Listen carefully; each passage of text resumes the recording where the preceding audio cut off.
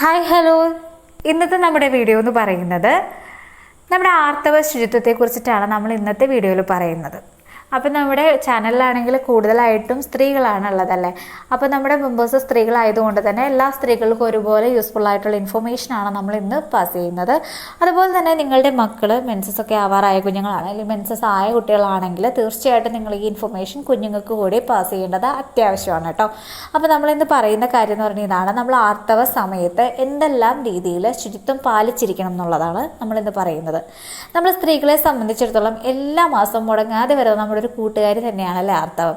അപ്പോൾ ഈ ആർത്തവം 7 ദിവസം ഉണ്ടാവുകയും ചെയ്യും.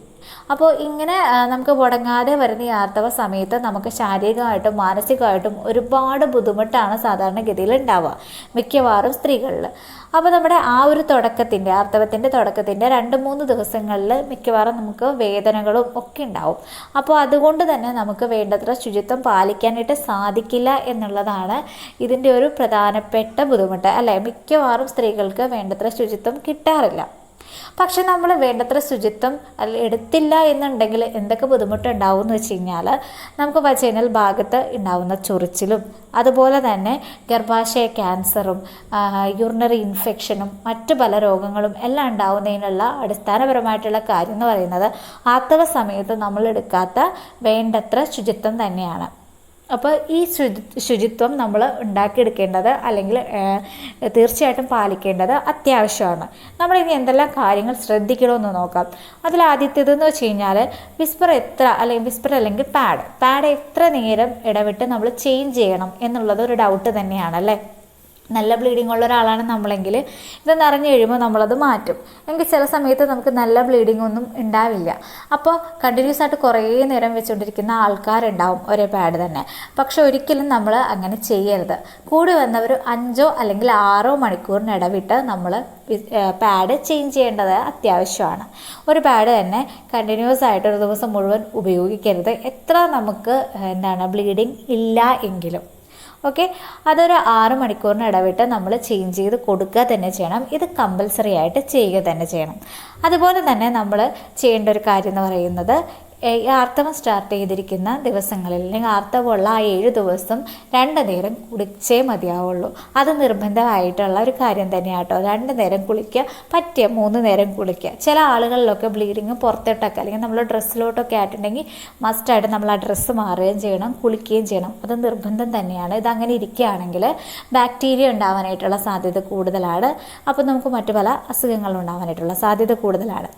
ഇനി നമ്മൾ ഓരോ തവണ വിസ്പർ ചേഞ്ച് ചെയ്ത് അല്ലെങ്കിൽ പാഡ് ചേഞ്ച് ചെയ്ത് കഴിയുമ്പോൾ നമ്മൾ എന്ത് ചെയ്യണം എന്ന് വെച്ച് കഴിഞ്ഞാൽ കൈ സോപ്പ് ഉപയോഗിച്ച് നന്നായിട്ട് കഴുകിയിരിക്കണം. അത് നിർബന്ധമായിട്ടുള്ള കാര്യം തന്നെയാണ് കേട്ടോ. അതേപോലെ തന്നെ നമ്മൾ ഈ മെൻസസ് ടൈമിൽ മൂത്രം പിടിച്ചു വെക്കുന്ന ഒരു പ്രവണത മിക്ക സ്ത്രീകളിലുണ്ട്. കാരണം വെച്ച് കഴിഞ്ഞാൽ നമുക്ക് യൂറിനേഷൻ നടത്താനായിട്ടുള്ള അല്ലെങ്കിൽ മൂത്രം ഒഴിക്കാനായിട്ടുള്ള മടിയാവാം, അല്ലെങ്കിൽ നമ്മുടെ ബുദ്ധിമുട്ടാവാം, മറ്റ് പല കാരണങ്ങളും ആവാം. നമ്മളത് പിടിച്ചു വെക്കാറുണ്ട്. പക്ഷെ അങ്ങനെ ഒരിക്കലും പിടിച്ചു വെക്കരുത്. നമ്മൾ മൂത്രം ഒഴിക്കുക തന്നെ വേണം കേട്ടോ. പിന്നെ അതുപോലെ തന്നെ നമ്മൾ ഓരോ തവണ ടോയ്ലറ്റിൽ പോകുമ്പോഴും മൈൽഡായിട്ടുള്ള സോപ്പ് ഉപയോഗിച്ചുകൊണ്ട് നമ്മൾ ഈ ഭാഗം ക്ലീൻ ചെയ്യേണ്ടതും അത്യാവശ്യം തന്നെയാണ്. പിന്നെ അതുപോലെ തന്നെ നമ്മുടെ അടിവസ്ത്രവും പാഡും അതിനോടൊപ്പം തന്നെ ചേഞ്ച് ചെയ്യേണ്ടത് അത്യാവശ്യമാണ്. പിന്നെ നമ്മൾ ഈ ഒരു സമയത്ത് ഉപയോഗിക്കുന്ന അടിവസ്ത്രം എന്ത് തന്നെയാണെങ്കിലും നമ്മൾ എന്ത് ചെയ്യണമെന്ന് വെച്ച് കഴിഞ്ഞാൽ അത് നന്നായിട്ട് സൂര്യപ്രകാശത്തിൽ അലക്കി അല്ലെങ്കിൽ കഴുകി സൂര്യപ്രകാശത്തിൽ ഉണക്കിയെടുക്കാനായിട്ട് കൂടെ നമ്മൾ പ്രത്യേകം നോക്കണം എന്നുള്ളത് നിർബന്ധമാണ്. അതുപോലെ തന്നെ നിങ്ങൾ ശ്രദ്ധിക്കേണ്ട മറ്റൊരു കാര്യം എന്ന് പറയുന്നത്, നമ്മളിപ്പോൾ ജോലിക്കോ അല്ലെങ്കിൽ സ്കൂളിലൊക്കെ പോകുന്ന അല്ലെങ്കിൽ കോളേജിലൊക്കെ പോകുന്ന ഒരാളാണ് എങ്കിൽ തീർച്ചയായിട്ടും നമുക്ക് കുറച്ചുകൂടെ ബ്ലീഡിംഗ് ഒക്കെ പിടിച്ചെടുക്കാൻ പറ്റുന്ന രീതിക്കുള്ള പാഡൊക്കെ ഇന്ന് അവൈലബിൾ ആണല്ലേ. അപ്പോൾ മാക്സിമം അങ്ങനെയുള്ള പാഡുകൾ യൂസ് ചെയ്യുക. അതും ഇപ്പോൾ പറയും പോലെ തുടർച്ചയായിട്ട് ഞാൻ നേരത്തെ പറഞ്ഞതുപോലെ അത് ഒന്ന് തന്നെ യൂസ് ചെയ്യരുത്. 6 മണിക്കൂർ ഇടവിട്ട് നമ്മളിത് മാറ്റിക്കൊണ്ട് ഇരിക്കുക തന്നെ ചെയ്യുക. പിന്നെ ഓരോ പാഡും മാറ്റുമ്പോൾ നിങ്ങൾ ശ്രദ്ധിക്കേണ്ട മറ്റൊരു കാര്യം എന്ന് പറയുന്നത്, ഓരോ പാഡ് മാറ്റുന്നതിനോടൊപ്പം തന്നെ അടിവസ്ത്രവും മാറ്റാനായിട്ട് പ്രത്യേകം ശ്രദ്ധിക്കുക.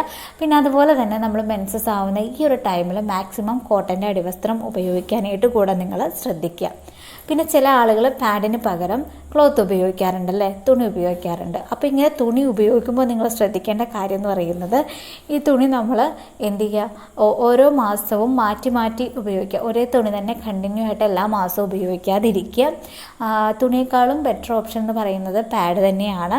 ഇനിയിപ്പോൾ ചില ആളുകൾക്ക് അത് തീരെ ഇഷ്ടമില്ലാത്ത ആളുകളുണ്ട്, അങ്ങനെ ഉപയോഗിക്കുന്നുവെങ്കിൽ നെക്സ്റ്റ് മന്ത് എടുക്കുന്ന തുണി വേറെ ആയിട്ട് എടുക്കുക, വേറൊരു തുണി എടുക്കുക. അല്ലെങ്കിൽ അതിൽ നിന്നും നമുക്ക് രോഗാണുക്കൾ ഉണ്ടാവാനായിട്ടുള്ള സാധ്യത കൂടുതലാണ്. അതുപോലെ തന്നെ ചൂടുവെള്ളത്തിൽ എന്ത് ചെയ്യുക, ചൂടുവെള്ളത്തിൽ മുക്കി വയ്ക്കുക, അല്ലെങ്കിൽ ചൂടുവെള്ളത്തിൽ തിളപ്പിച്ചതിന് ശേഷമോ പിന്നീട് എന്ത് ചെയ്യുക, ഇത് ഉപയോഗിക്കാനായിട്ടും പ്രത്യേകം നോക്കേണ്ടത് അത്യാവശ്യം തന്നെയാണ്. അപ്പോൾ ഇതെല്ലാം നമ്മൾ യാത്ര സമയത്ത് കമ്പൽസറി ആയിട്ട് ചെയ്യേണ്ട ചില കാര്യങ്ങൾ തന്നെയാണ്. പിന്നെ അതുപോലെ തന്നെ സ്കൂളിലൊക്കെ പോകുന്ന കുട്ടികളാണെങ്കിൽ വന്നാൽ ഉടനെ തന്നെ മേല് കഴുകാനായിട്ട് നമ്മൾ നിർബന്ധിക്കണം കേട്ടോ. കാരണം വെച്ച് കഴിഞ്ഞാൽ കുട്ടികളുടെ മേത്ത് അല്ലെങ്കിൽ കുട്ടികളുടെ ശരീരത്തിൽ ഇതെന്തായാലും ബ്ലീഡിങ് ആയിട്ടുണ്ടാവും. അപ്പോൾ അതുകൊണ്ട് തന്നെ നമ്മൾ വന്ന ഉടനെ മേല് കഴുകാനായിട്ട് നിർബന്ധിക്കുക. അപ്പോൾ ഇതെല്ലാം നമ്മൾ ശ്രദ്ധിക്കേണ്ടത് അത്യാവശ്യമാണ്. അല്ല എന്നുണ്ടെങ്കിൽ ഞാൻ നേരത്തെ പറഞ്ഞതുപോലെ യൂറിനറി ഇൻഫെക്ഷൻ ഉണ്ടാവാനായിട്ടും വജൈനൽ ഇച്ചിങ് ഉണ്ടാവാനായിട്ടും സാധ്യതയുണ്ട്. അപ്പോൾ വജൈനൽ ഇച്ചിങ് ഇല്ലാതിരിക്കാനായിട്ട് പ്രത്യേകം ശ്രദ്ധിക്കേണ്ട കാര്യം എന്ന് വെച്ച് കഴിഞ്ഞാൽ, നമ്മൾ മെൻസസ് ആവുന്നതിന് തൊട്ട് മുമ്പോ അല്ലെങ്കിൽ മെൻസസ് ആയതിന് ശേഷമോ നമ്മുടെ ആ വജൈനൽ ഭാഗത്തുള്ള ആ ഹെയർ റിമൂവ് ചെയ്ത് കളയേണ്ടത് അത്യാവശ്യമാണ്. അല്ലെങ്കിൽ ഇച്ചിങ് കൂടുതലായിട്ട് നമുക്ക് അനുഭവപ്പെടും. അതുപോലെ തന്നെ നമ്മൾ ഈ മെൻസസ് കംപ്ലീറ്റ് ആയി അല്ലെങ്കിൽ മെൻസസ് കഴിഞ്ഞു, 7 ദിവസവും മെൻസസ് കഴിഞ്ഞ ആളുകളാണെങ്കിൽ ഒരു 2 ദിവസം നിങ്ങൾ ചെറു ചൂടുവെള്ളത്തിൽ ഈ ഒരു ഭാഗം കഴുകി കൊടുക്കേണ്ടത്, ക്ലീൻ ചെയ്ത് കൊടുക്കേണ്ടതും അത്യാവശ്യമാണ്. രോഗാണുക്കളൊന്നും ഇല്ലാതിരിക്കാൻ വേണ്ടിയിട്ട് അത് നിങ്ങളെ ഹെൽപ്പ് ചെയ്യും. പലർക്കും ഉള്ളൊരു പ്രശ്നമാണ് ഈ ഒരു ചൊറിച്ചിൽ, ആ ഭാഗത്തുണ്ടാവുന്ന ചൊറിച്ചിൽ, ഇടയ്ക്കിടയ്ക്ക് ഉണ്ടാവുന്ന മൂത്രത്തിൽ പഴുപ്പൊക്കെ.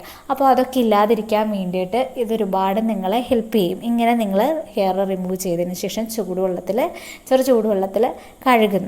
അപ്പോൾ ഇത്രയും കാര്യങ്ങൾ നമ്മൾ ശ്രദ്ധിക്കേണ്ടത് നിർബന്ധം തന്നെയാണ് കേട്ടോ. അപ്പോൾ ചെറിയ കാര്യങ്ങളാണ് നമ്മളിതിൽ പറയുന്നുള്ളൂ, പക്ഷേ നമ്മളിത് ശ്രദ്ധിക്കേണ്ടത് വളരെ വളരെ ഇമ്പോർട്ടൻ്റ് ആയിട്ടുള്ളൊരു കാര്യം തന്നെയാണ് അല്ലേ. അപ്പോൾ എന്തായാലും നിങ്ങൾക്ക് മറ്റ് എന്തെങ്കിലും ഡീറ്റെയിൽസ് കിട്ടണം എന്നുണ്ട്, അല്ലെങ്കിൽ എന്തെങ്കിലും സംശയം ഉണ്ടെങ്കിൽ നിങ്ങൾക്ക് കമൻറ്റ് സെക്ഷനിൽ ചോദിക്കാം. നമ്മൾ വരുന്ന വീഡിയോയിൽ ചേർക്കുകയോ അല്ലെങ്കിൽ കമൻറ്റിന് നമ്മൾ റിപ്ലൈ തരുന്നതോ ആയിരിക്കും. അപ്പോൾ എന്തായാലും മറ്റൊരു വീഡിയോയിൽ മറ്റൊരു ടോപ്പിക്കുമായി വരുന്നത് വരെ താങ്ക് യു.